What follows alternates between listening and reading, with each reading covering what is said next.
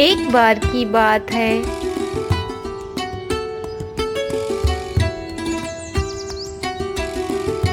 एक राज्य में दो राजा राज करते थे। उनमें से एक राजा के बहुत सुंदर लड़की थी और दूसरे राजा के एक बहुत सुंदर लड़का था। दोनों राजाओं के बच्चे शादी के लायक थे। दोनों राजा अपने अपने बच्चों के लिए जीवन साथी ढूंढने के लिए पंडितों को भेजा। दोनों राजाओं के पंडित आपस में मिले और बातचीत के बीच उन्होंने एक दूसरे को अपने अपने उद्देश्य बताए। सुनो दीनानाथ, तुम कहाँ जा रहे हो? मैं राजकुमारी के लिए वर ढूंढने जा रहा हूँ। तो क्यों ना हम राजकुमारी और राजकुमार का विवाह करा दें? हाँ हाँ, ठीक रहेगा भाई। फिर वह दोनों वापस राज्य लौट जाते हैं। महाराज, हमारे दूसरे राजा उदय सिंह की पुत्री विवाह के योग्य है। मेरे विचार से आपको उनकी पुत्री से अपने बेटे का विवाह कर लेना चाहिए। फिर उन दोनों का विवाह हो जाता है। जब घर जा रहे थे तो रास्ते में रात हो जाती है। वह लोग एक बगीचे में रुक जाते हैं। वह बगीचा परियों का था। वे परियां वहां रात को आती थी। उस रात जब वे वहां आई तो एक परी राजकुमार को देखकर उससे प्रेम कर बैठी। वह परी उसको अपना बनाना चाहती थी। उसने उस पर ऐसा जादू डाला कि वह मौत जैसी गहरी नींद में सो गया। अगली सुबह, स्वामी उठो स्वामी, हमें अब चलना चाहिए। राजकुमारी ने बहुत कोशिश की पर सब बेकार था। उन सबको लगा कि वह मर गया है, तो उन्होंने उसका दुख मनाया। तभी वहाँ पर एक तोता मैना आए। जहाँ लोग राजकुमार के लिए रो रहे थे, उस जगह के पास एक पेड़ की शाखा पर बैठ गए और आपस में बातें करने लगे। तोता बोला, इन लोगों को इस राजकुमार को दफनाना नहीं चाहिए। मैना बोली, क्यों स्वामी? क्योंकि यह अभी मरा नहीं है, ये कुछ दिन में ही जिंदा हो जाएगा। उनकी बातें राजकुमारी सुन रही थी। उसने तुरंत ही यह हुक्म दिया, राजकुमार के शरीर को वहीं पर पड़ा रहने दिया जाए। फिर लोगों ने राजकुमार के शरीर को वहीं बगीचे में छोड़ दिया और सब लोग अपने अपने घर चले गए। राजकुमारी अपने पिता के घर वापस लौट जाती है। राजकुमारी दिन रात रोती रहती, हर पल राजकुमार के लौटने की प्रतीक्षा करती रहती। वह अपने पिता से बोली, पिताजी, मुझे महल से बाहर निकलने की अनुमति दे दो।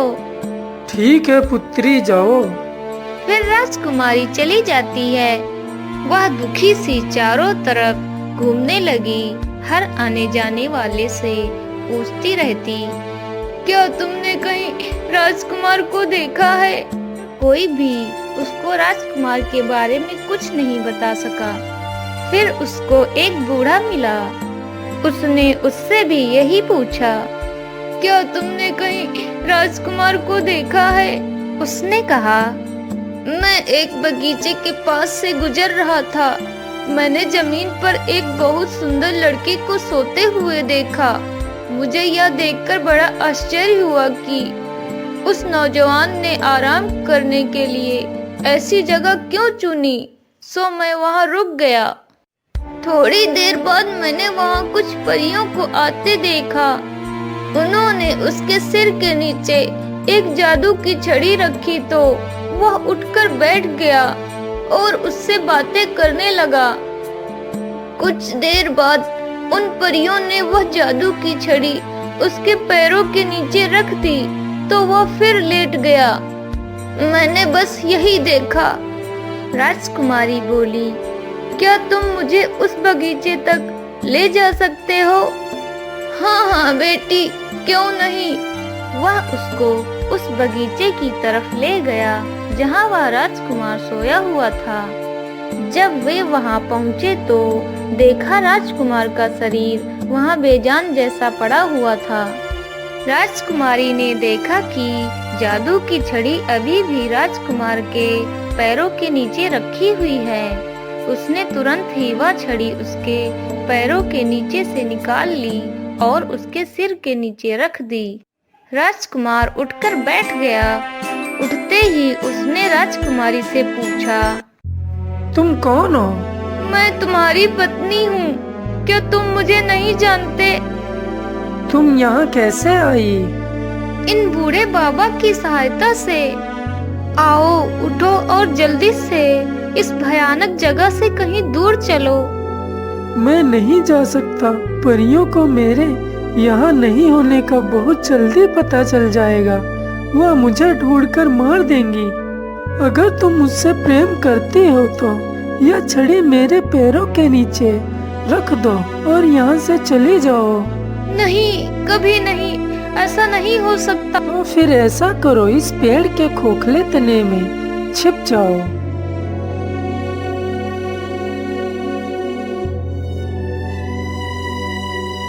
क्योंकि तुम यहाँ सुरक्षित नहीं हो, क्योंकि परियां यहाँ कभी भी आ सकती हैं। राजकुमारी ने वैसा ही किया। जैसे ही वह पेड़ के खोखले तने में जाकर छिपी, तभी वहाँ पर परियां आ गईं। अरे, मुझे यहाँ किसी आदमी की खुशबू आ रही है। यह कहकर 2-3 परियां उस आदमी की खोज में इधर उधर गईं, पर उन्हें कोई नहीं मिला। उसके बाद उन्होंने राजकुमार को जगाया और उससे पूछा, क्या तुमने किसी आदमी को यहाँ देखा है? नहीं, मैंने नहीं देखा। राजकुमार ने साफ मना कर दिया।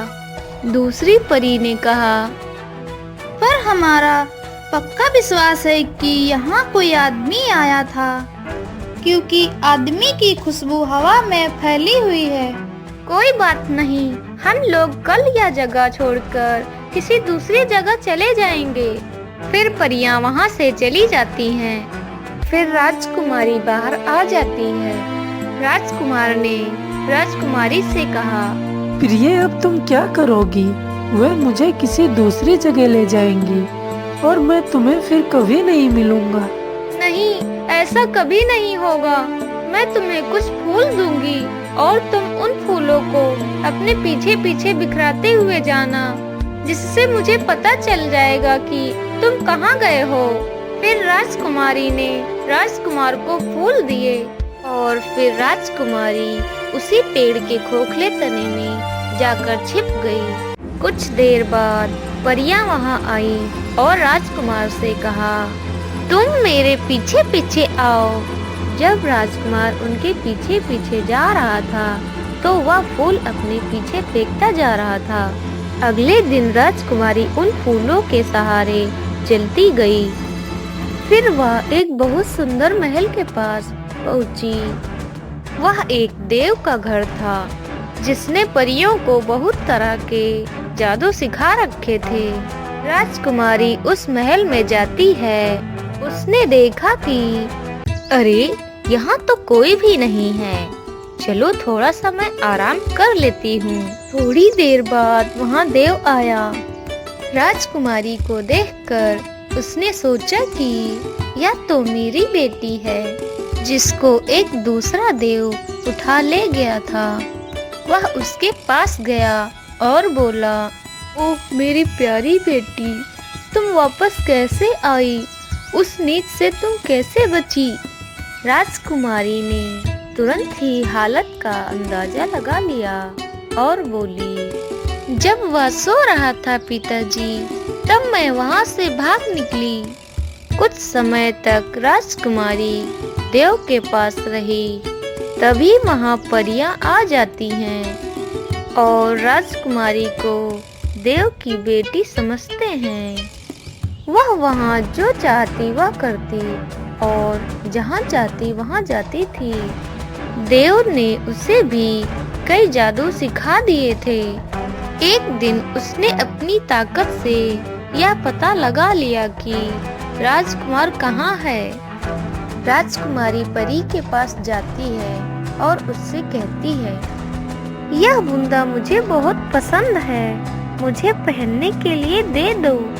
ठीक है, ले लो, थोड़ी देर बाद दे देना। फिर राजकुमारी ने अपने जादू से राजकुमार को उसमें से बाहर निकाल लिया। राजकुमार ने बाहर आते ही इधर उधर देखा तो राजकुमारी ने उससे पूछा, क्या तुम मुझे पहचानते हो या तुम मुझे भूल गए हो? मैं तुम्हारी पत्नी हूँ। तुम्हारे लिए मैंने अपने पिता का घर छोड़ा और मैंने तुम्हारे लिए उस बगीचे में जाने की हिम्मत की जिसमें तुम लेटे हुए थे। तुम्हारे लिए मैंने देव के मकान में घुसने की जुर्रत की। प्रिय, मैं तुम्हें जानता हूँ, मुझे छोड़कर तुम कभी मत जाना। राजकुमारी ने कहा, आओ चले, मैं तुम्हें बताती हूँ कि क्या करना है। देव और उसके सभी आदमी यह समझते हैं कि मैं उसकी बेटी हूँ। मैं तुम्हें अपने पिता देव के पास ले चलती हूँ। पिताजी, मैं राजकुमार से बहुत प्रेम करती हूँ और इन्हीं से विवाह करना चाहती हूँ। ठीक है पुत्री। फिर देव ने उन दोनों का विवाह कर दिया। फिर वह दोनों अपने घर वापस लौट आए।